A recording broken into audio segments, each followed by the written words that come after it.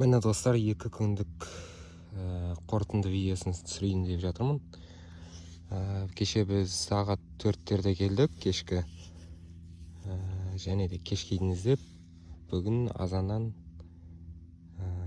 міне кешкейін іздеген табысым. Қазір міне бізде осындай бір заттар, түсініксіз самаурынның бөлшегі ма деп ойлаймын. Және осындай шарик, мындай эмблема, және де мұнаншама Қазақстанның теңгесі. Уже дат басып кеткен. Осыншама Қазақстан теңгесі. Және де бізде шаш қыстырғыш, мынандай